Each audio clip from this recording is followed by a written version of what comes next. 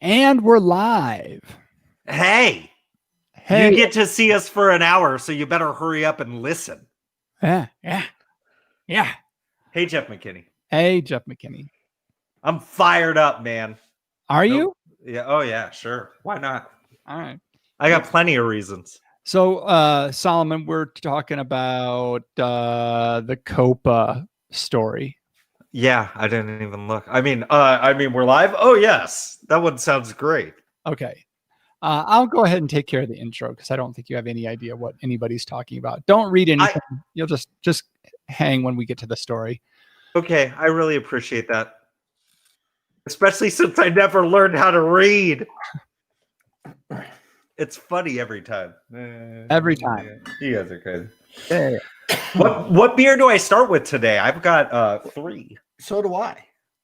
Ooh. Actually, I have 4, but I only brought 3. I only Let me see if I got a bottle opener. A hair. Oh, thanks, bro. Thanks, bro.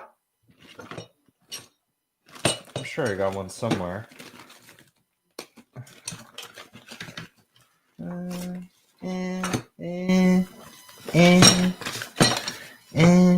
It's a Could I desk, use a "We Like Drinking" sticker? Would that work? Yeah, man. Those things are tough as hell. They're strong like bull. Not this, like one of those ding dongles on the door, like the door stopper. Just When you have little kids, you gotta take them off or they'll eat them. Do it like the SNL video. Did you guys watch that? I did, but I forgot it. He had his cast. He went over. Oh god! Let me just go run and grab an opener. Yeah, may as well. We only got an hour. Yeah, sure. I'll take my time.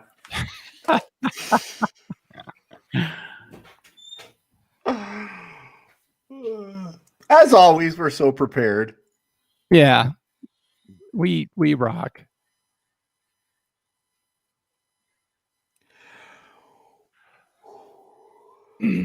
Damn. Oh man.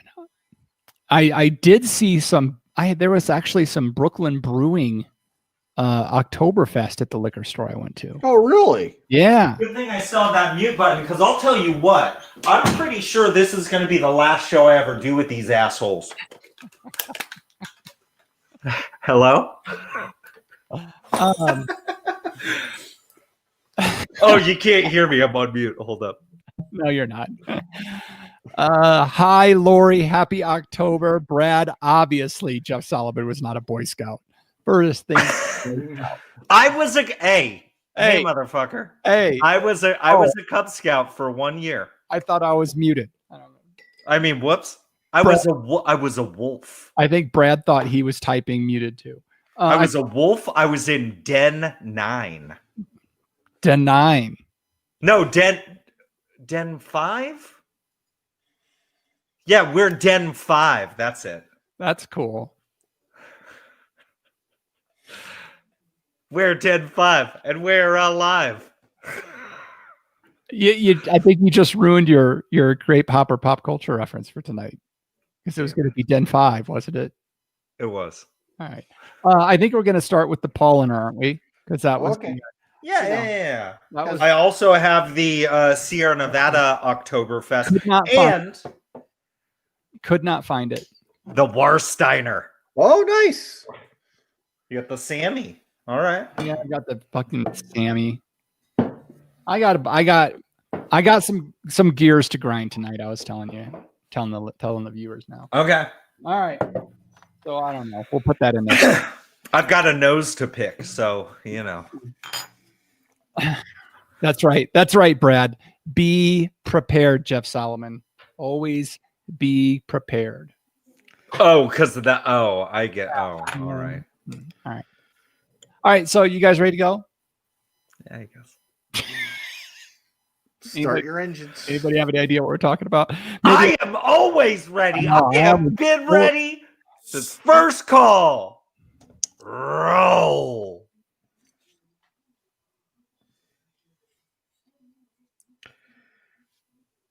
My name is Angus Winchester. I'm the Global Education Director for BCB, and I often describe myself as an alcoholic with a bartending problem.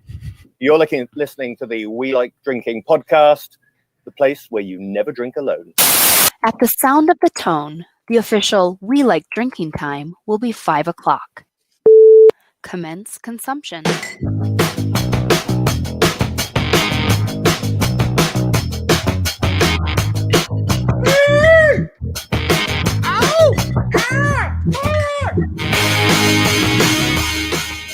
This week on episode 299 of the We Like Drinking podcast, we'll be discussing chaos at the Copa. And we are tasting all the Oktoberfest beers we could find. So crack open that beer, uncork that wine, and let's get drinking. Fun. You're a little early, John. Oh, It's Oktoberfest on the We Like Drinking show. Gonna grab some beers and get in my truck. no. Okay. You're a little premature on the fun there, John. Oh, I thought, all right.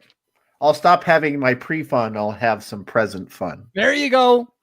So let me start the show off by saying, cheers, my podcast drinking friends, and welcome to Happy Hour 299 of your favorite award-winning topical beer and wine education podcast focusing on John Ruyak. What is it? Fun? Fun! Fun! We like to have it. So make sure you never miss another episode of our brand of drinking. What, John?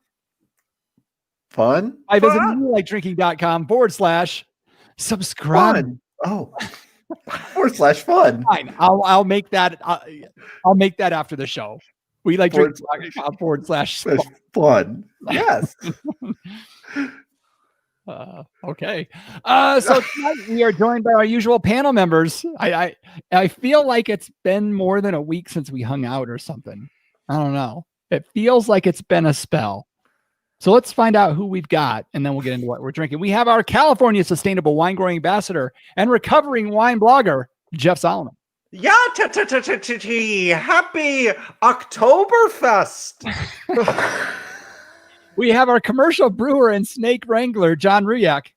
I got nothing after that. And I am your host of Certified Specialist of Wine, Jeff Eccles. This week is our monthly tasting episode. That's why we're all so on the edge, because it's a tasting episode. It's been a month since we've done it, where we taste a specific drink and tell you all about it. Now, since it's October, Jeff Solomon has his sunglasses on. He is ready to rock and roll.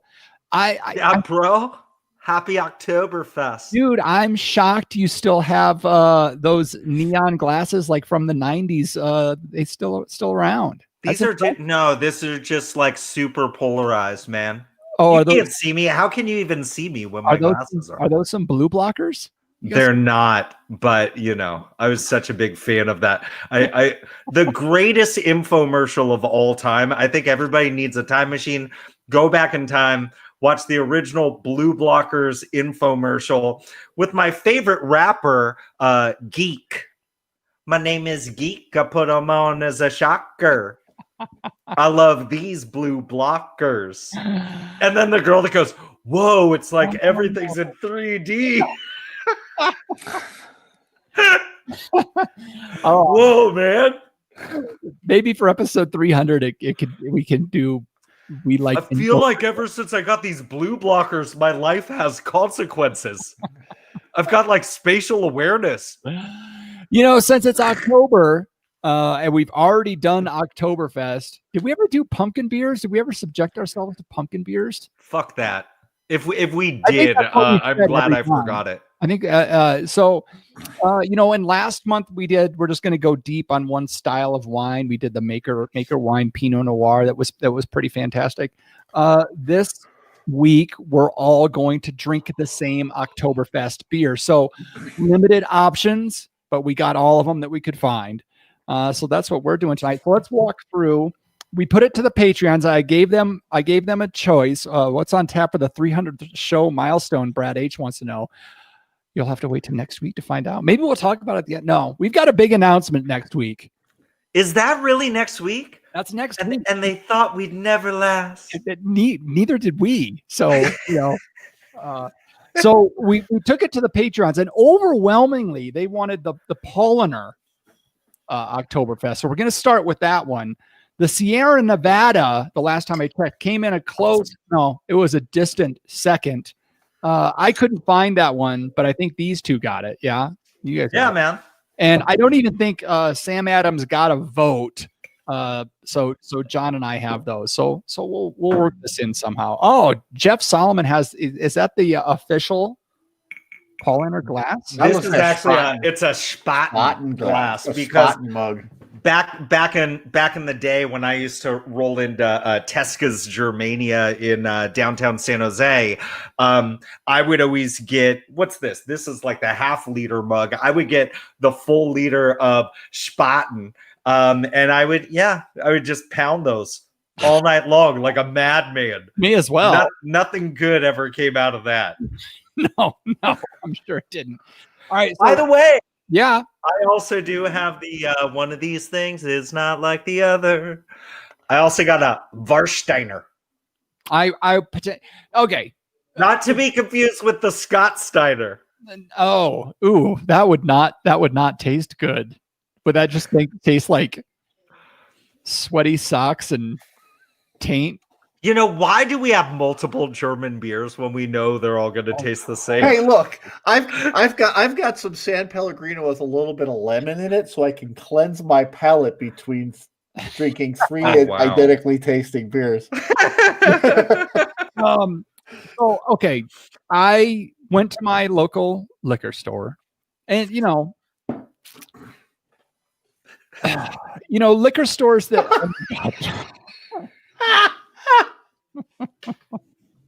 For those watching, I apologize for what you just. I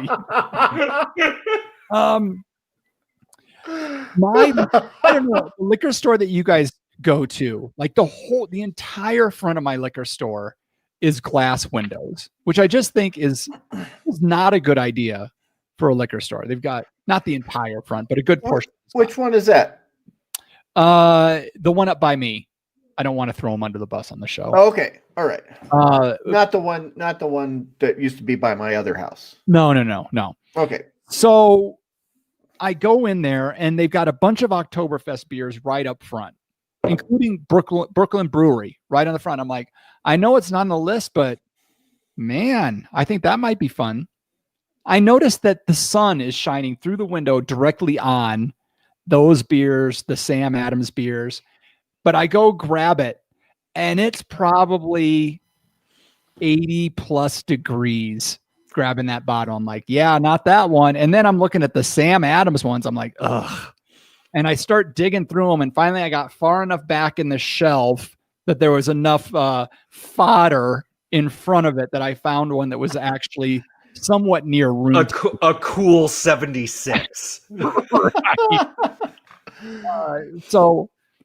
man, that frustrates me though. Because they've got some good beers up on those front shelves, and they're just not. I mean, put some shades up. Yeah, I was gonna say, how about you? Like, the front glass should be turned into polarized blue blocker lenses. I want my Oktoberfest to be 3D. Yeah. The other thing, did you guys see, I know I'm going off on tangents, but deal with it. Did you see the SNL skit that I put on the tavern for the pumpkin beer from Sam Adams? Yeah, thanks for making me feel bad for falling asleep in front of my television when it originally aired. Yeah. So that was great. So I was going through the liquor store looking for the Sierra Nevada Oktoberfest. I couldn't find it anywhere. So I had the Samuel Adams as I went up to the counter, and I'm like, hey man, I'm just wondering if you have any, and then he like kind of looks at me. He's like, the pumpkin beer from Sam Adams. And I'm like, no, I don't want that. And I paused for a second. I'm like, why are a lot of people asking about it from that SNL skit? He's like, dude, we sold out like in 30 minutes this morning. Jeez. So apparently everybody sees all those mass holes on that skit, and they're like, I better go get me some some Jacko Pumpkin beer from Sam Adams. That is probably the greatest beer commercial of all time. Probably is. That's product integration right there. That's what we need. All right. So I think that's all I got. Now, before we get to the tasting, though, Jeff Solomon is going to wind up our brain cells with a little bit we like to call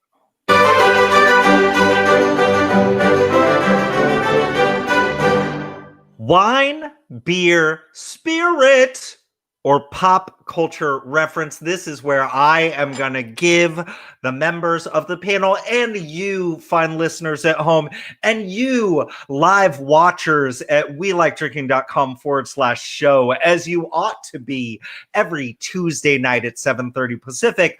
I'm going to give you a term and you just have to tell me, is it a wine term, a beer term, a spirit term, or some sort of pop culture reference? The term this week is minim.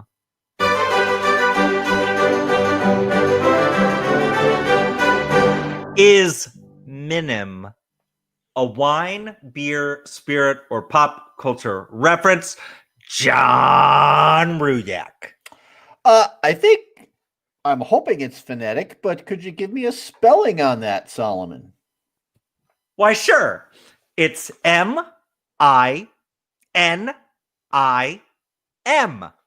Minim. I actually got that right. Look at that. That's cool because that's the only thing I'm going to get right about this entire thing because I have no idea what that means. Although, why is it that I think I've heard this term before, but minim. I've got a minimal amount of knowledge about the meaning of this term. I'm going to say that this is a... You are correct. Yes. I'm just absolutely just throwing something against the wall. I think that this is a wine term, and I have no fucking idea what that wine term might mean. Some sort of wine term that Ruyak has no fucking idea about. I will say Brad H, watching live right now, has a term, and he's just jumping out one to throw this out here. He's saying that minim is a pharmacy term. Very excited about that. He says it's an old apothecary liquid measure, a minim, which almost sounds similar to what John was saying when he said a minimum amount. So I'm interested to hear what one Jeff Eccles thinks of this term. I was going to say pop culture reference as well, and I was going to say what Brad said just because I'm reading the chat, so I was just going to read that and claim it as my own. But I guess I won't do that. This is actually, if a lot of you don't know, Jeff Solomon, he's a teacher. He's got all these kids, but he is also cutting edge when it comes to pop culture references, especially the hashtags. He is all about the hashtags. You remember he introduced us to Fleek back in the day before anybody knew what it was. It's on Fleek, by the way. And by the way, by the time that shit gets to me, it's not trending anymore. So, Jeff Solomon is also a big fan of the UP. He loves the Upper Peninsula. He loves the northern Midwest of the U.S. And he knows that the vacationers these days, when they're in Minnesota, they're running the hashtag Minum, as in I'm in Minnesota. So this is the Minum. I'm in Minnesota. It's reversed because it's the Midwest. So yeah, that's what it is. It's the new hashtag for being in Minnesota. Minim. It worked. Wow. Trust me. Wow. Yeah. I nailed it. I know. It's. I have to give it. I have to give it to you. Congratulations. Jeff Eccles, you pulled that out of your ass, because quite frankly, That's the worst answer I've ever heard. I was going to say it was worse than mine. That was so god awful. In skateboarding, they would say, "Yeah, you're gonna have to rebate that. That was not clean." I want to take you back in time. To when? To when he worked. To 1634, Munich, Germany, when the Minim friars of the Neudeck ob der Alkloister established Paulaner Brewery, named after Francis of Paula. It's one of 6 breweries who provide beer for Oktoberfest, and coincidentally, it's also the 6th best-selling beer in Germany, but who's counting? Because they all taste exactly the same. Minim.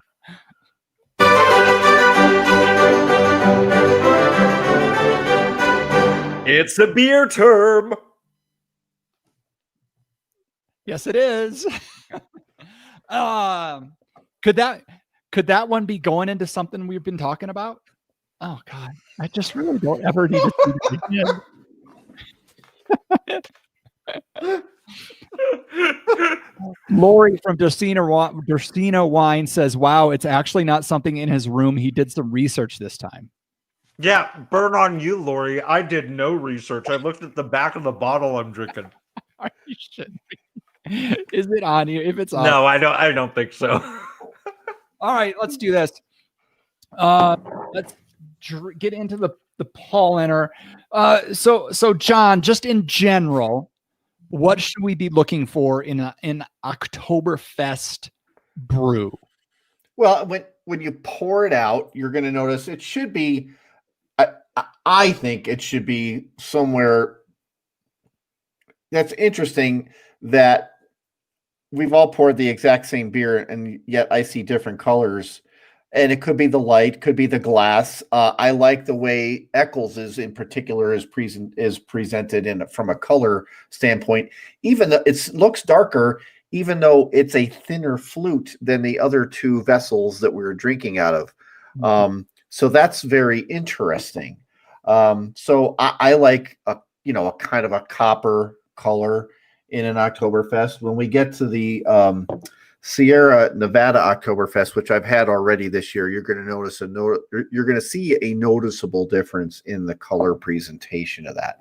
I think for Eccles and I, if we get to our 3rd beer, you'll see something that's pretty close to what he just poured in his Paulaner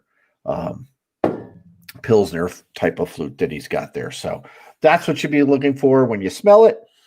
You ought to smell the malts. You ought to be able to smell the Cara Munich. You ought to be able to smell the Munich malts in that, or some may use Vienna malts in order to really give you this kind of big malt profile on the nose. You're not going to get any hops whatsoever in the nose. However, when we get to the palate, there should be a substantial bitterness, but not bracing, not anywhere close to, say, like a Czech Pils even, or nothing close to an American Pale Ale, but you should know that the hops are present. So most Oktoberfests are going to fall between that 16 and 30 IBU category.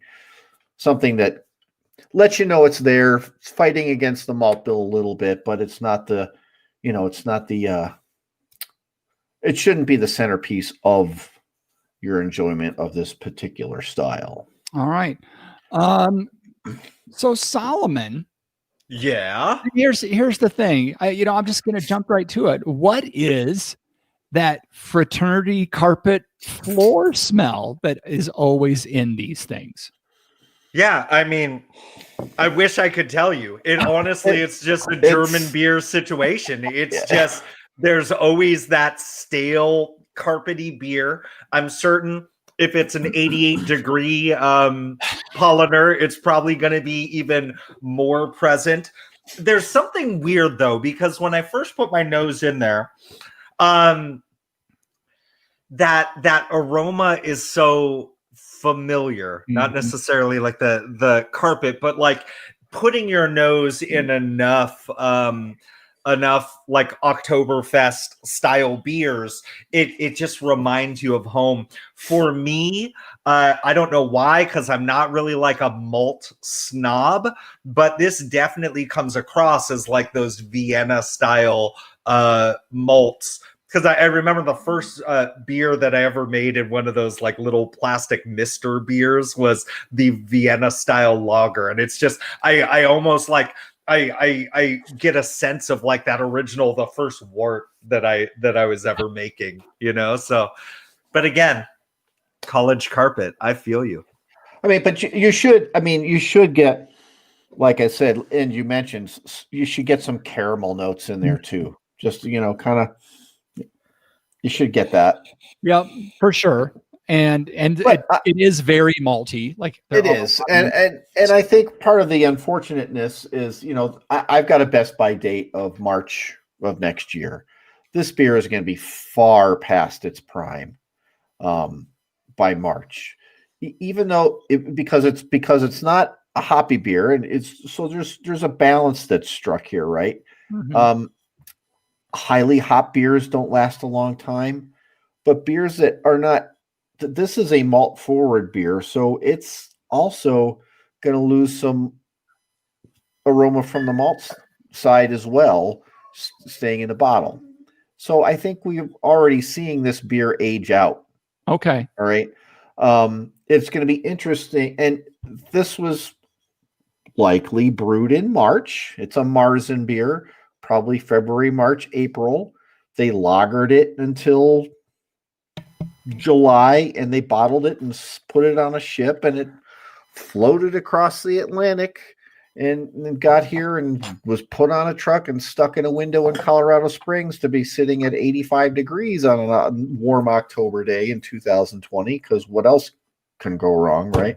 So I think we're going to be tasting a beer that's past its prime. I think this is probably a month older than it should be. Okay. To that point, knowing that all these beers that are coming across the pond towards us, knowing that they're getting beat up, knowing that they're just going to be older, less fresh than we would want it, why the hell did they send them over here? This is bottled to be sold in the United States. Why do they put it in an 11.2 ounce bottle? How about you make it bigger and let that volume to surface area ratio, let it change so there's less of a chance of oxidation and being heat stricken. You know what I mean? That's a real interesting point, because today, of course it is. I said it. Let me gather my thoughts again here. Okay.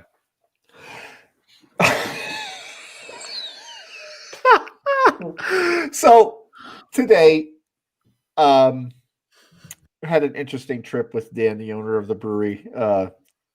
We took an interesting trip today, and maybe I'll be able to talk about that down the road here. But we got back. I said, hey, look, I got to go. I've got this closing, but I finally found that 6-pack of Polliner I was looking for. He said, well, where'd you finally find it? I said, well, I had to go to Jubilation, the last possible place I could go on this side of the river to find it, right?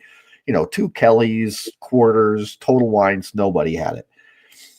But I did say that Kelly's told me they could get it in a 12-pack, and he goes, I wonder if that's in cans, because your bottle's not going to taste that good. Do you think it was a 12? You think it was a 12-pack of glass? Yeah. Echo? Okay. Because he's been to Oktoberfest, and he said the Polliner in Germany is just the bomb.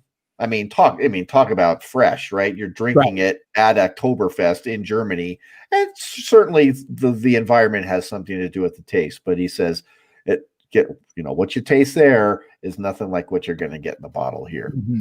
So I'll have to tell him that it's a cube of bottles, not a cube of cans.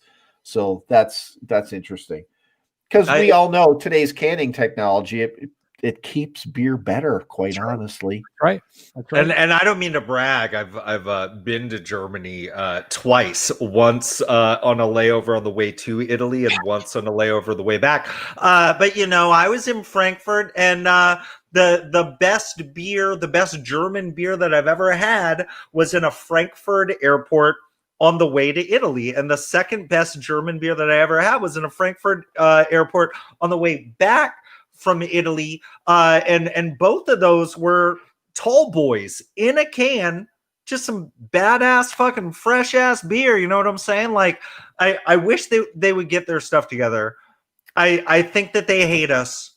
No, we've talked about this before, and import beer sales are way down. Way down.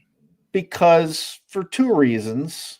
We've realized that it's way back in the day, it was way better than what we were getting. Mm-hmm. But now it's nowhere close. Everybody's got the freshest beer available just down the street. Yep. Why would you pay for something that's been sitting on a ship and being shipped across the country, whatever, and it's just past its prime? So it's a shame. But, for those who can afford it responsibly, traveling to drink wine, beer, spirits in their native places is the best way to do it. So Yeah, absolutely. Yeah, and to your point, it's quite ironic that import is the least important section for beer. Yeah. yeah. Import. They should be called non-imports. All right. I'm thirsty. Okay. All right. How's the lacing for you guys? Like, mine's insane. Look at I had a nice top on my beer, a nice head on my beer. It didn't lace all that well, but it could be the glass. all right. Yeah, mine's pretty spread out just because I do have the big half-liter Spaten that I'm drinking from. And I think that might be part of what's contributing to the color for mine. Also, I do have the lightest background here as well. But yeah, mine's definitely on the golder hue, unless I kind of hold a hand behind it,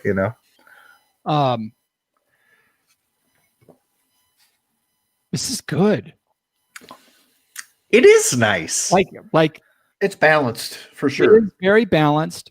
I don't get as much malt as I was expecting to get. I'm surprised at the carbonation. Mine seems to have a decent amount of carbonation, like noticeable. But it tastes really good. Like, I really enjoy this beer. It's not like I've got 8 tall boys left over in December because all the beers taste the same. Like, this one's actually very nice. Again, imagine what this tasted like a month ago. Imagine what this would taste like at Oktoberfest in Germany. It's interesting that it's like both hearty, you know what I'm saying? Like, it's hearty, but it's also light.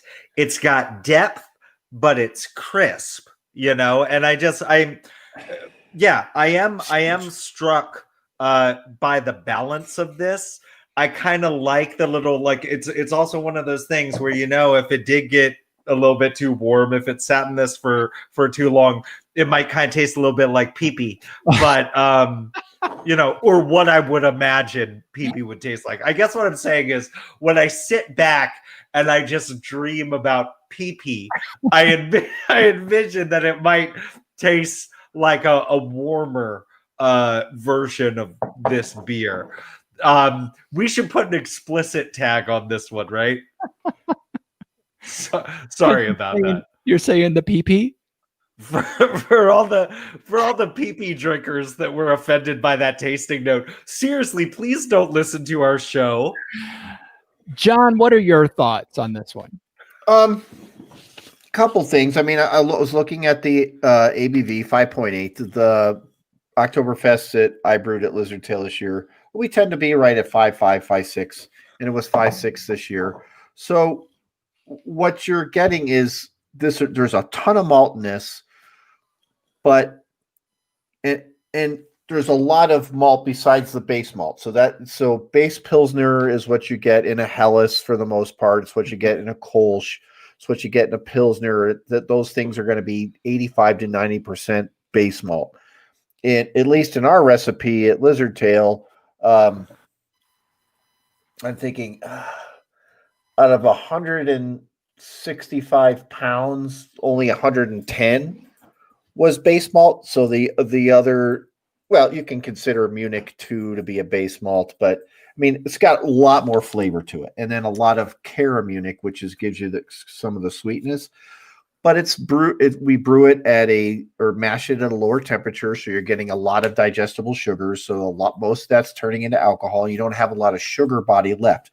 So you get this kind of mind play where you smell all these malts and you taste all these caramel types of malts, but there's no sugar left behind. So you've got this malty experience with kind of this clean finish. And the fact that the IBUs are in that, that mid 20 range, it's enough to kind of break up that malt. And then the carbonation, just adds to the acidity. So it's kind of clean. Mine was really bubbly when I first poured it out. We waited a long time before we tasted it. So I wonder what it might have been like when I first opened it, if I'd have hit the glass immediately. And that may be the glass that I'm using. Has retained a little bit more carbonation because of its height and the way it's shaped. Sure enough. We need to backtrack just a little bit. John, please pick up that bottle and read the alcohol by volume percentage again. Mine says 5.8 down in the front corner. Same. Really? Yeah. Why does my Polliner Oktoberfest beer say 6%?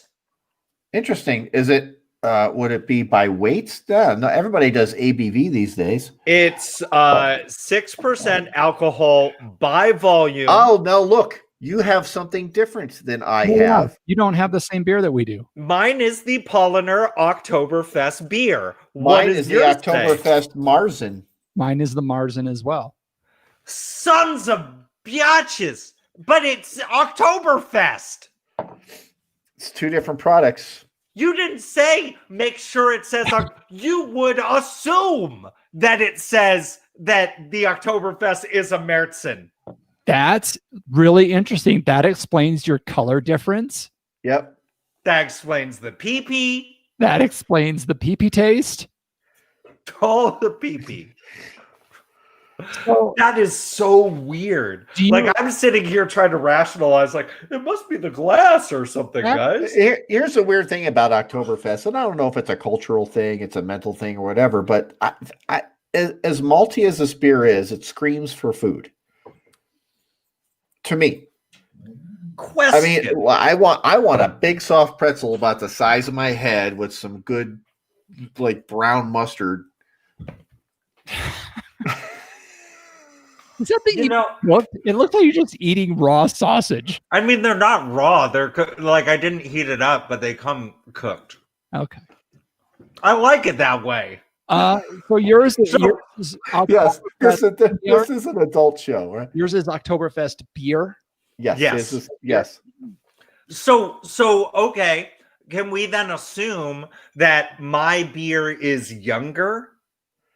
Like, is that what they might be doing with, like, if it's just Oktoberfest beer, like, as opposed to the Märzen, which is made in March and aged a little bit longer? Is that what we're dealing with here? Get your shit together, Polliner. You have one job to do. I can see how, of the 6 breweries that donate beer to Oktoberfest, you are also the 6th most popular beer in Germany.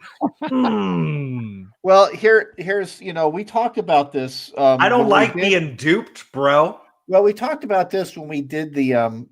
There's a lot of different designations for Oktoberfest beers. There's Marzen, which is brewed in March, of course, and then there's Oktoberfest Fest beer, which is brewed for Oktoberfest, but not necessarily in March. So it's 2 different recipes. So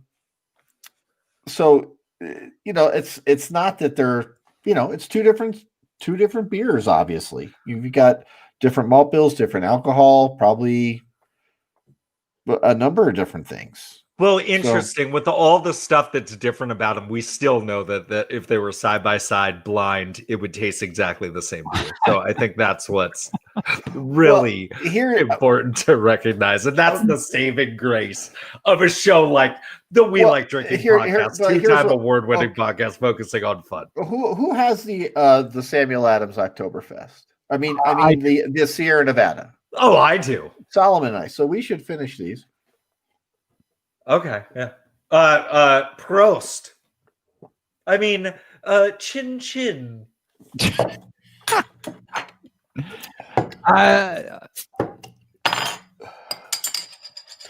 So it has something to do with feast days for saints and all this other kind of stuff. But they're two different beers. So yes. Ziggy Saki. So I'm pouring the Sierra Nevada Oktoberfest, which is brewed in conjunction with with the shoots? No.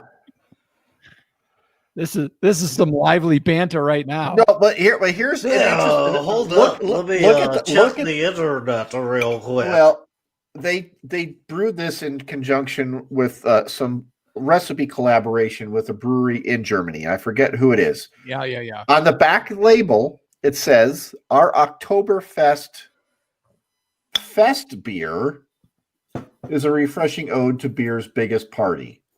So this isn't a Marzen. Do you guys have the same beer? Yeah, you would hope, but I'm sure we'll find out it's different by the end. Mine says 6.0 ABV on the back. Mine, and by the way, it does say lager on the side right there too. Mine, believe it or not, says 6.0 alcohol by volume, which is the official alcohol by volume of Oktoberfest beers, as we are now learning. Oktoberfest Fest beers, not Oktoberfest Marzens. Yes. All right. I'm gonna slow down. I should have had two Paulies. I'll slow down and let you guys take over. Next thing you're gonna tell me, St. Pauli girl owns Polliner. Mind blown. Do they? I don't think. What if I told you all German beer tastes exactly the same? Okay, so here's Sierra Nevada Oktoberfest beer. It's color-wise, it's darker for me. Color-wise, it's obviously lighter for me. And on the news, subtle Fabrizi hints of a college carpet. That's so much worse. It's like they tried really hard, like they were about to move out and they really needed their deposit. Right. Like that's what this was. The Febreze tainted UE beer smell is so much worse than just the UE beer smell. Yeah, that's like putting on deodorant because you didn't take a shower. Right. That's like the Axe body spray cover up. John, have you taken this to the face yet? Have you tried this? So as you're drinking this, I just need to let this out. It's weird how it originally comes off as like a fuller bodied, to me, compared to my fest beer, fuller bodied, malt forward, and yet there was this weird on the mid palate, there was almost like this apple cider type of crispness that shot up. The carbonation levels for me are much higher on this as compared to that Polliner Fest beer. And so it almost has like a steam beer type of quality to it, but I think it finishes a lot more crisp and clean than say like your Anchor Steams of the world. I would say this if we looked at the IBUs on this, I would say is probably somewhat higher, on the order of 5 to 8. And all of Solomon's first impressions, maltier, bigger. It is certainly holding the carbonation rise a lot longer than the Polliner did. The head's a little thicker, but that could also be because there was sugar on the side of the glass for my first pour too. Who knows? It's not a we're not double blind testing beers here. So Yeah. And to me, there is a little bit of residual sweetness on this. Is this again just like a mind game, or what are you thinking? no, I think I think this is, well, first of all, you've got a bigger malt bill probably because it's 6.0. That's, for us in our small system, 2 points is, I generally mash about anywhere from 155 to 180 pounds, depending on the recipe. The double IPA is like 200, but in this range for us, that'd be 65 to 2.6, about six extra pounds of malt. So, something along those lines. So 3%, 4% more malt on a mash bill of 160, 150 pounds, right? 6 pounds is 4%. So that's pretty significant. So it costs more to make it. More hops in this one. Very interesting. I don't know that we're going to get to this tonight, but to me, of the thing that tasted the best of all the three that I remember was the Samuel Adams that I purchased a couple of weeks ago and had. John, you're What? going to get to the Sam Adams. In an after party? No. Don't you dare just sit back and just let Eccles wait to open his Sam and then say, oh, we're probably not going to get to it. No, I think what you need to do is the time-honored tradition of Oktoberfest where we all yell at you until you drink the rest of that beer so you can get to the Sam. So, one thing I do want to say about the Polliner and about all of these is, as we talked about the balance and the finish and everything else, there also is, that malty goodness really does give you this. I'm going to see this in my nightmares. I don't know why it always has to be a profile shot of the sausage slowly entering your face hole. But there is this initial sweet play on the Polliner, and then it kind of subsides as just the overall beer finishes out. Are you guys seeing the same thing in the Sierra, or does the hoppiness kind of overtake the sweetness? It's definitely more apparent in the Sierra Nevada. It actually, to me, it kind of cleans off the palate from the edges in. Okay. Yes, I would say this. I mean, to me, it's rounder when compared to my wimpy little fest beer from Polliner.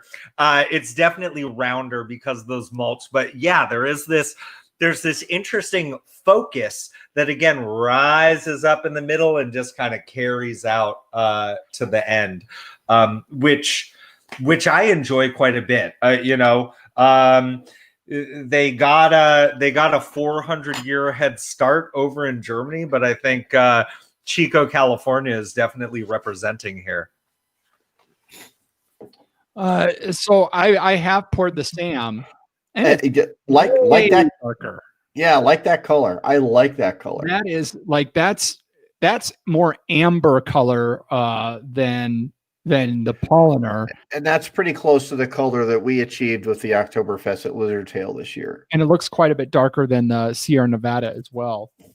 And the head as well. A lot of lacing, a lot of big fat bubbles, a lot of bubbles coming up through the glass. Go ahead. Okay, so Eccles, go ahead and taste your Sam Adams. And what's our overall impression of the freshness of the beers we just tasted that were from the United States compared to one that was brewed in Germany? Yeah, it tastes much fresher. Now, what's interesting is that kind of initial sweetness that I was talking about with the Polliner. It is not there at all with the Sam Adams. It's Sam Adams is more balanced from the outset. Mm-hmm. Do not say. So It's much fresher. Sorry. the Polliner honestly seems to have more flavor. Like there's more of an overall taste experience with the Polliner versus the Sam Adams. The Sam Adams seems a little bit more one-dimensional than the Polliner. But it does taste a little bit fresher. To me, it's not as malty. There's a lot more of a nutty characteristic to the Sam Adams than there was to the. No, Jeff, I don't need to see you do anything with the sausage after I said that there was a nuttier flavor. John, were you going to comment something? I was only going to say, the Polliner did seem to have. I don't want to say a three-dimensional malt palette, but I thought I got about 3 different notes of malt in the palette. So 3 separate, kind of 3 integrated flavors within that. So, I mean, did you at least open your Sam Adams and pull one off the bottle just to? I did that already. Oh, okay. Well, what did you think? It's much fresher.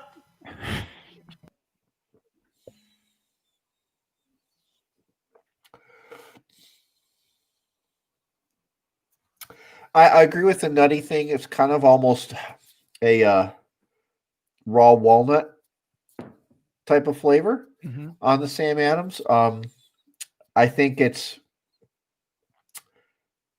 significantly drier than the Polliner. Yep. Pulling it off the bottle, it's you're losing. There's all that carbonation in there all at once. You haven't knocked some of it out. I mean, so but the finish is pleasant. The finish seems more complete as opposed to the Polliner, which is very malt forward even on the finish. Okay. So there you have it. Our All tasting notes for Oktoberfest. So, Solomon, which did you prefer of the 2 that you had? I did prefer the Sierra Nevada. I felt like it was, and I feel like it's almost an unfair fight, considering, the app that delivered my beer from a big chain brought me the regular Oktoberfest as opposed to the Märzen Oktoberfest. I didn't get the fucking memo, but I will say that the Sierra Nevada, much rounder, much maltier, bigger. I love that little weird apple cider cut that shows up in the middle of the track. It's kind of like the bridge to the song that just fucking ties everything together. All right. Yeah, I'm a big fan. All right. I have to say, I was a little bit worried that I wouldn't like either of them. But I like the Polliner more than the Oktoberfest, although I was not disappointed with the Oktoberfest from Sam Adams. I'm happy with both beers, but I thought the Polliner just had a more rich profile. Sure. So, John, you got to taste all 3. For our listeners that are looking to go out and get themselves a 6-pack of Oktoberfest, what do you think they should pick up? If you want an inkling of what is possible, I would get the Polliner, but I would do it fast. This stuff, don't keep it around. Drink it this weekend. I just took a flyer on the Sam Adams. I haven't had a Sam Adams beer in a long time. But I remember that they've done good Oktoberfest kind of off and on for the last 20 years. So I just, if you're doing a pick six and you're getting 6 different bottles, why not give it a try for $1.99, right? So I did. The first time I tried the Sierra Nevada Oktoberfest, when I picked up the Sam Adams at the same time, I didn't like it as much, although on the second try, I'm enjoying it. So, change of palate, whatever, change in expectation, whatever. Is it just, do I have an American palate? Was the Paulaner just a little bit too much malt for me? Maybe. I would. Which one did you enjoy the most? I like the Oktoberfest at Lizard Tail because I made it. Okay, as I said, but our listeners, unless you're going to start shipping, that's not an option. So for our listeners, No, I think that's the actual move is, look, if you really want to try a good Oktoberfest, you got to go book a ticket. You got to be ready years, if not months in advance. And you need to head to Albuquerque, New Mexico to Lizard Tail and try the real deal when it comes to Oktoberfest beers. Okay. Of the 3 that we tried tonight, I would say Sierra Nevada first, Paulaner second, Sam Adams number 3. Okay. So let's next year, Jeff Solomon. Yes. If we have been released from our confines, we should try to do an Oktoberfest episode in Albuquerque. Yeah, I mean, it should all disappear by summer. So just stop. No more. I don't want it. No. This is my fucking escape. Whatever, dude.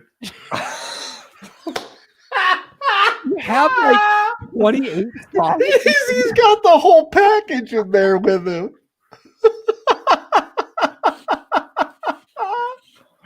You know I'm the sausage queen of Oktoberfest, dude.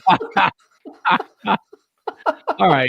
On that note, cheers to Oktoberfest, guys. Prost. Prost. I might be in trouble. We might have to take a pause. I think I've got some Tullamore Dew in reach if I run this one dry. But before that, let's get to Booze News. We discuss interesting, noteworthy, or sometimes some pretty silly things. All right, this week. You guys know this show, this reality show that the adults like. The kids don't like it that much, but the adults, they like themselves some Shark Tank. Are you guys aware of this one? The Shark Tank. I mean, yeah. I'm aware of Shark Tank. I wouldn't say I enjoy it. Shark Tank means that my plans fell through. It is definitely not the first choice. It's like that and like watching John Quinones do What Would You Do? It means it was a bad night. You got stood up. So do you guys remember one of the hits from the tank, the Copa something or other? Yes. Dude, my buddy served that at his wedding. At like the pre-wedding backyard barbecue, we were drinking the Copas. They came in the little fucking weird cup. Hey, man, I think I did a blog on it at stayradwineblog.com. Is that still up? Oh, yeah, man. Okay. I pay the $30 every year to keep it going.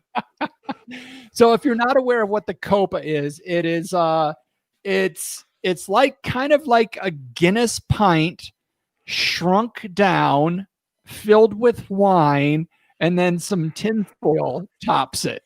And no joke, the groom, Patrick, who actually was a big fan of our show here when it first started, and then the smoke whale testicle thing, he was off of it.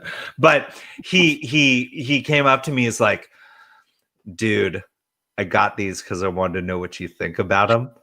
I saw them on Shark Tank. That's awesome. That's literally, I had that conversation. Oh, man. Oh, I'm fired up. Yeah. So, those were a success story on on the tank. So out east, one Joseph. Okay, I got to give you the title of this article first. The title is "Wine Distributor Gets 2 Years in Prison for Fraud Scheme Involving Shark Tank Product." Joseph Falcone or Falcone. He ran a distributing company called 3Gs. I mean, anything with any company called 3Gs, it's running a little shady already. 3Gs Vino LLC was a wine. The fork, and I think that's the thing that people really miss is the fork is what ties the whole bit together. The fork really is, and the glasses too. Oh God! You shot it all over your glasses, Jeff Solomon. Brad, you facialed your blue blockers. They did a good job. They blocked their sausage blockers now. They're meat blockers. Can you guys still see us? We restarted, so hopefully, let me check the stream.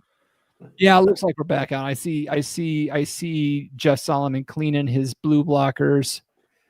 If you're in the chat, can you see us? And it just started for another. I got to figure this out because we've lost all our statistics. It still says we have the viewers. Oh, they're coming back. The stats are coming back. Everything dropped off. If you're viewing live, can you see us right now? Are you seeing us again?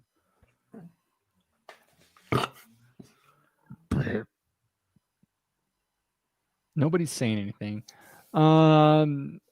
They stopped listening after all the sausage talk. After all the sausage visuals. I think this is like my greatest accomplishment ever, the whole sausage routine. Did that come to you in a moment of inspiration, or have you been planning that? I had the sausages laid out, I'm just gonna eat sausages while we drink Oktoberfest. But then I was like, if I put it on a fork, this is so much more Oktoberfest, right? Yeah. And it's you go sideways because it's more so nobody if you're like this. People are like, what are you doing? But then this, they're like, oh, he's eating a sausage for Oktoberfest. And it's very it's tuck a napkin into the shirt type of classy is what I'm trying to say.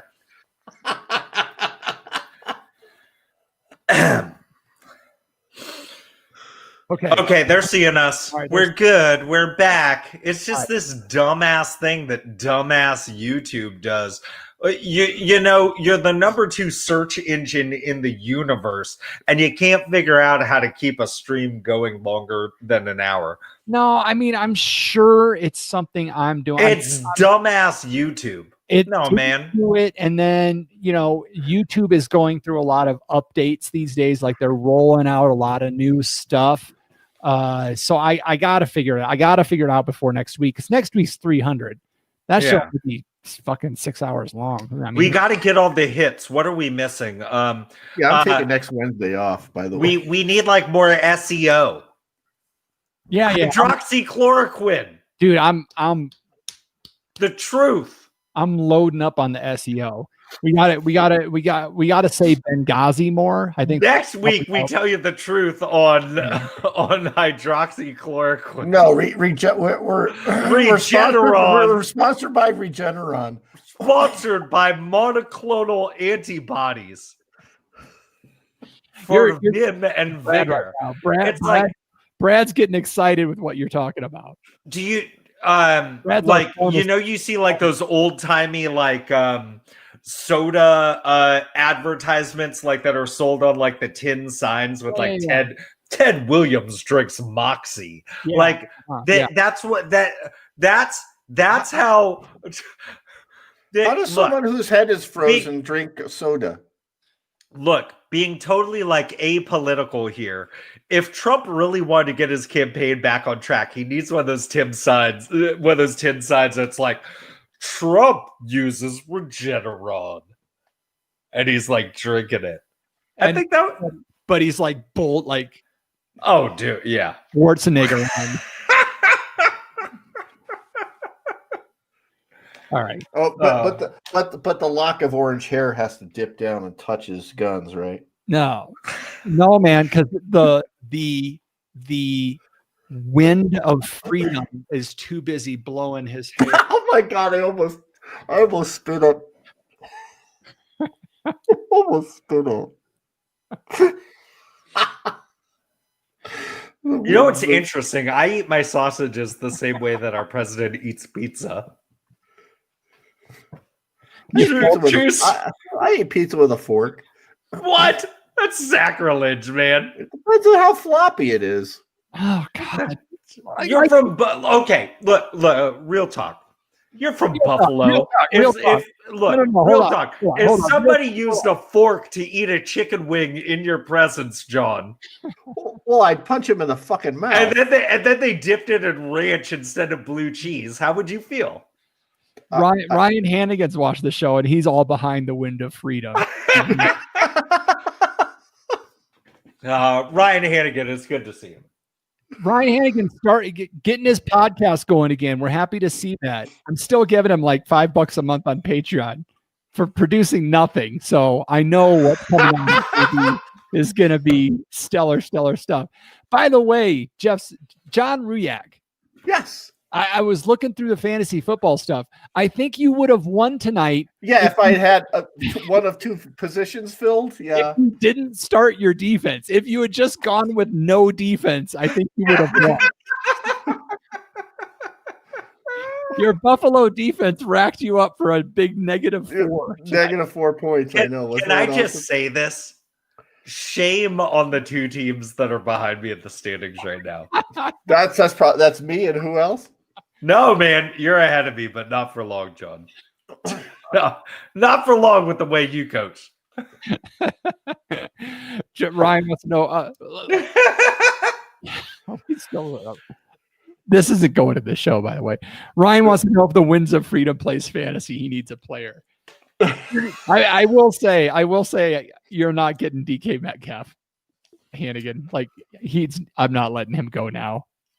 Winds of Freedom will get more fantasy points next week than Le'Veon Bell. That's where we're at right now. All right. So we were talking about this Copa Divino. Yeah. Yes. All right. So I think pause. So that Copa wine was funded on the tank. It was funded on Shark Tank. I remember seeing it in the liquor stores around me for a while. Now I can't find it. I don't even think it's in the state anymore. But one Joseph Falcone from 3G's Vino LLC, they distributed the Copa, and apparently from September of 2014 to November of 2014, he was talking to investors, selling them that 3G's, if they invested with him, 3G's was going to take that money. And then I couldn't really get out of the story exactly what it was. But he was either going to purchase or invest in the Copa product. And, that's what he told him he was going to do. He proceeded to use $527,000 of the money that he got from that investment to, pay off his house in Florida, and then fund a lot of his online security tradings. P.S. Copa had no idea any of this was going on. He never talked to them. They had no idea who it was. So he's going to spend a couple years in prison and owes like $1.8 million back to the people that he stole from. So interesting story. Wait. Just to be clear, case is closed at this point? Yes. Okay, so we don't have to say allegedly. Like he's convicted. He wrote a letter of apology. He fully admitted to it. what did he say? He let the investment and some of his personal finances intermingle commingling. a smidge. A smidge. A smidge, a sculpt, just a $500,000 here or there, just a scooch, just a minimum of cross money there. So you know, invest in me, yada yada yada, yada yada yada. I owe $1.8 million. So curious what you guys think about this. You may not have any thoughts, but go for it, John. Or Jeff, you look ready to go. You know what it is. And it was interesting. I was just like looking down. I got one of these cards from Maker. And the ladies at Maker were really wanted to make sure originally, and I hope we still continue to do them justice. Like, there is this novelty that they have wine that's in a can, but it's also killer wine, and that should not be overshadowed.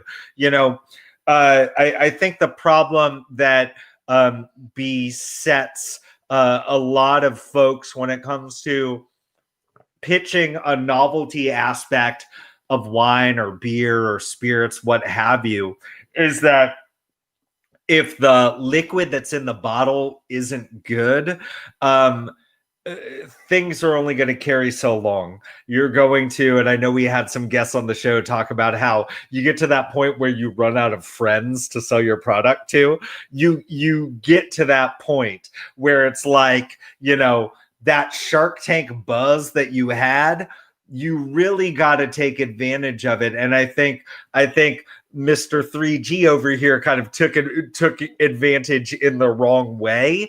You should be actually investing into making that product better, into like more of a long-term thing. I think what really a lot of this is speaking to is it's you know, when you have a show geared around products that give somebody their 15 minutes of fame, they are going to optimize their products to be a flash and then to disappear. You have people reinventing the Ginsu knife, which, by the way, what kind of bullshit product is a Ginsu knife? It's a fucking serrated knife. Those have existed since the dawn of time. Serrated knives. They're older than the wheel. But I think that's the big problem. And, you know, I don't wish financial hardships on anybody, but I also don't wish good vibes to liars and cheats. So fuck you, dude. Yeah. I hope that your family lives comfortable, but fuck you. Yeah. And I hope you learn something, and I hope you spend the rest of your life trying to make up for what you did. John Riak, anything to add? Well, yeah, I'm not sure. It's unfortunate, and I don't know how high profile this is amongst people that would really be aware of it or would change their purchasing choices relative to this case. But Copa di Vino had no idea this dude was doing this. He was lying to they're unwitting third parties to a scam. Yeah, he was purely using their name and the Shark Tank name to lure investors in to help him buy property in Florida. Right. So, yes. So I have no idea what the status of Copa di Vino is. They, according to the article, they stopped doing business with the dude 4 years ago. But it's a shame, regardless of the quality of Copa di Vino or the novelty of it or whatever it was that was their shtick, was affected by somebody that was trying to take advantage of using their name and their celebrity by being on Shark Tank to do that. That's really uncool. That said, it's Shark Tank is like it's almost like it's like a go-to of last resort, isn't it? It's like, if your idea is good, why do you have to end up being on a show on TV in order to convince venture capitalists that your idea is good?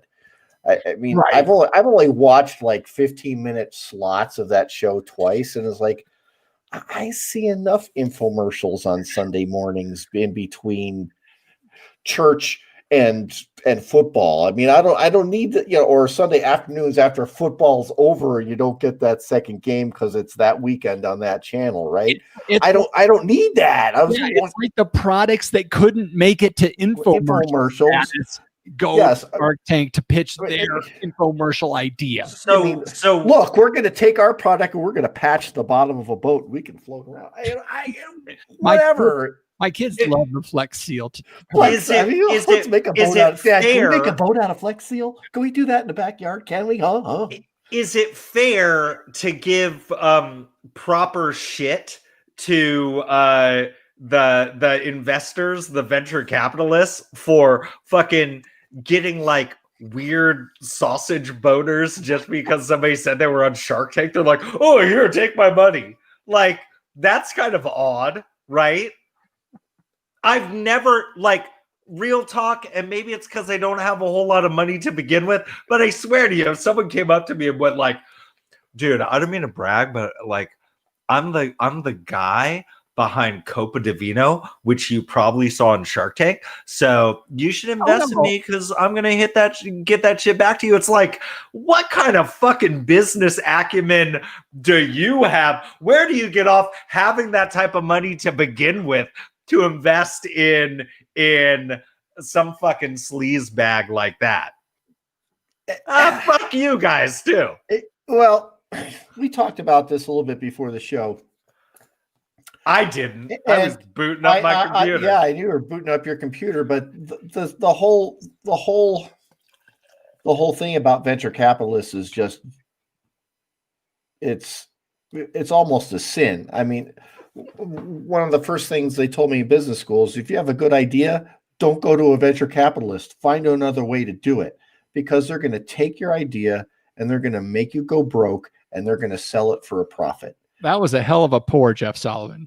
Thank you. I felt like a flair bartender. I'm like Tom Cruise. Hey guys.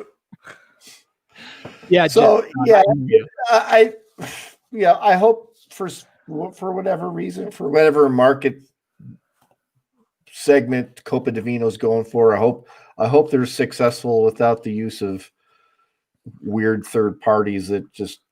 Yeah, and remember, Copa di Vino had nothing to do with this at all, other than they were part of his scheme. And they could probably go back and sue him for. Like as far as like the Copa di Vino go, like I thought it would. Like when I first saw it, I'm like, that's a really cool idea. That's a lot of fun. But honestly, now that we're seeing wine in cans, I think the Copa di Vino thing is just, there's no point. I think they had a good idea, but it has been trumped by cans. And I think that's just a much better play if you're going for that single serving kind of option. All right. So enough about that. But if Jeff Solomon has finished like 8 sausages and now has 6 inches of head on his beer, it must be.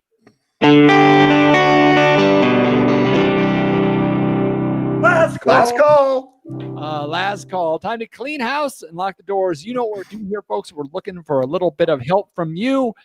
John Ruyak, if the folks want to follow us on the social media platform, how can they do so? I must be doing it right because you've called me on this like 4 weeks in a row. So follow us on the socials, folks. That's Twitter, We Like Drinking 1. Instagram, We Like Drinking. And our private Facebook group known as The Tavern. That's WeLikeDrinking.com/tavern, folks. It's where the cool kids hang out.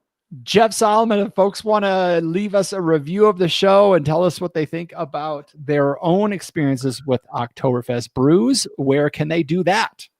Normally I say this is where I talk about, hey, leave us a review on iTunes. But I think today's show was all about visual jokes. And so what I would say is if you were watching with us live, or if you're watching now on YouTube, and you have suggestions about, what I should do with my sausages next, just go ahead and leave a review underneath, hit the like and subscribe button, and mash that bell. So you're always notified whenever we go live, which is every Tuesday night, 7:30 Pacific on the YouTubes. What if I show up at 8:30 Mountain Time? You'll be all right. You'll Okay, be cool. just in time. Also, folks, if you haven't already, consider visiting welikedrinking.com/pledge to find out more information about becoming a patron of the show, and find out for as little as $1 a month how you can keep the show going. If you go for the big $5 a month level, you can help guide what we drink each and every month. You could have told us all to drink the Sam Adams. Thankfully, they all told us to drink the Polliner. So consider helping us out. You can also find the show notes for this episode with all the links to the stories or mentions we had at welikedrinking.com/episodes. Whew. Well, folks, it was a fun episode. It was a tasty episode, but now it's the time of the show where I get to say, okay, panel, let's take one last trip around this table and get some final thoughts before we shut off the lights. John Ruyak. You know what? I'm going to grind some gears, but then I'm going to shine a little light on things, right? All right. So I thought about bitching about my mortgage refinance, which was just like, I have less hair this week than I had last week over that.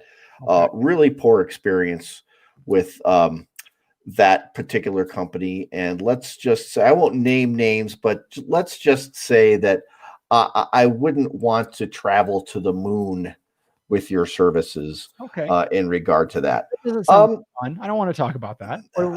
I don't want to talk about the fact that the governor of New Mexico has rolled back some opening criteria, and we have to change a little bit of things about how we do business at Lizard Tail or the tap room or the other breweries around town that are affected by places that are like next door to us, which is a seafood restaurant, which will go unnamed, other than the fact that it's named after a large shorebird that stores a lot of fish in its pouch. Okay. I don't want to say anything about, that the name of that piss poor establishment that lets people just pack it in every freaking night and then walk out drunk and try to come into our establishment and still get beers, and we have to turn them away. Moving on.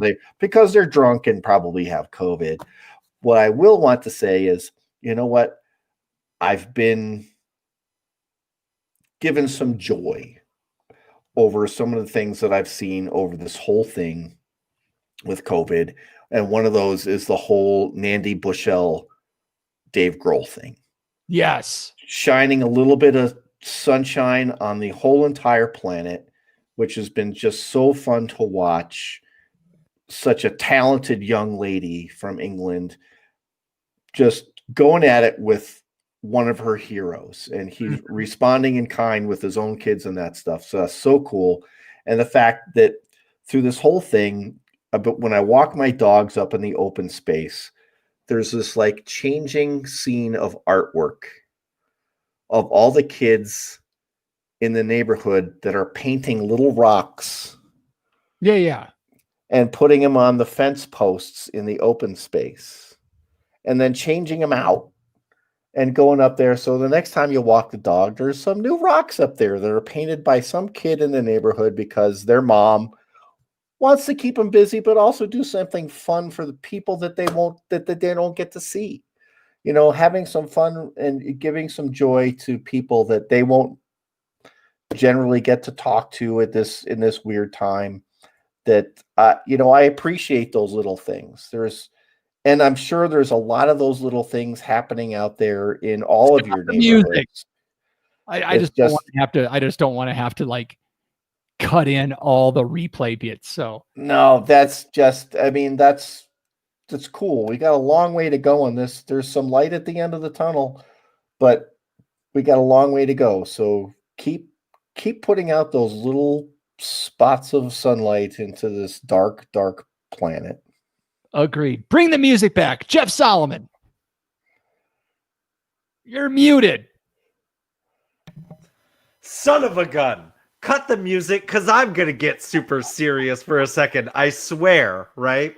Number one, I would be remiss if I didn't remind people that we've got an election coming up, and honestly, bigger picture, I don't care if it's a presidential election. I don't care if it's a local election. I don't care if it's a midterm election. If you are fortunate enough to have the right to vote in this country, exercise your right to vote. Make sure that you know exactly what you need to do in your particular jurisdiction in order to get your vote in. Make sure that you're taking it to the right place. In California, look up where the official drop boxes are and don't fucking go to some random box that you saw showing up somewhere. Fuck you, people who did that. And I'm not going to get into who did that, but you know who did that. That's fucking bullshit. That right was there. Stuff right there. That's one thing. And another thing I just want to put out there is all of us have been inconvenienced. All of us have been suffering from this whole pandemic and everything surrounding it. And I don't care politically where you are. The only way that we get out of this, until there's a vaccine readily available for everybody, is you do your fucking job, which is to make sure that you're wearing a mask, make sure that you're social distancing, make sure that, look, just because some place that you go to is being relaxed about their guidelines, how about instead of somebody telling you what you should and shouldn't be doing, how about you look at what are actually risky things and what are not risky things, and you just fucking inform yourself and you play your fucking role. Because I don't care if you think it's a hoax. I don't care if you think that people are overstepping. I don't care. Well, I'm happy for those that are taking it seriously. But regardless, dude, play your part and let's get through this. I see the light at the end of the tunnel. Don't fucking ease up, everybody. We can do this. Bring the music back. Yeah, bring it back. I'll carry on a little bit and just remind everybody that if you do not vote, the consequences of that are you are not allowed to complain about anything that happens in this country. That's the worst part. Until you do vote. So if you don't vote, you don't get to share memes. You don't get to like posts that are politically based. You don't get to tell anybody why they're wrong about anything because you didn't participate. So, piss off. You didn't vote. You don't get to say a word. No. I will say this. Here's what's great about this country. You actually do have the right not to vote. But here's the thing. When everybody finds out your little secret that you're fucking phony baloney, there is nothing worse than not being fucking real and authentic in this world. So you fucking live up to what you say you're going to do and fucking get out there and you fucking do it, man. I know because I was a Cub Scout for a year. I know what following through is all about. And No. Say, Before we punch cameras, we got to know one thing. What the fuck are you putting into your mouth, Solomon? What? What are those sausages? Garlic and Gruyere chicken sausage. And with that, I'll say thanks again for joining us at the We Like Drinking podcast. Where you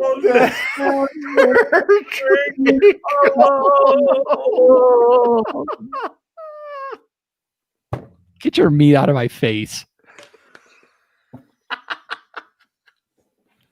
I think no one else is watching at this point. I think they all.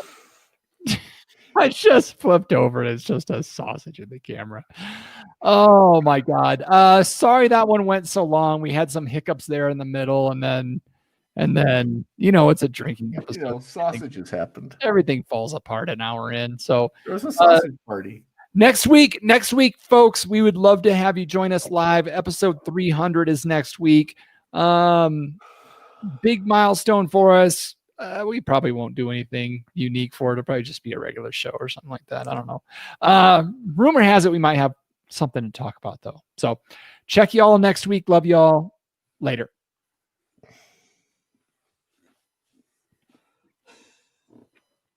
I got to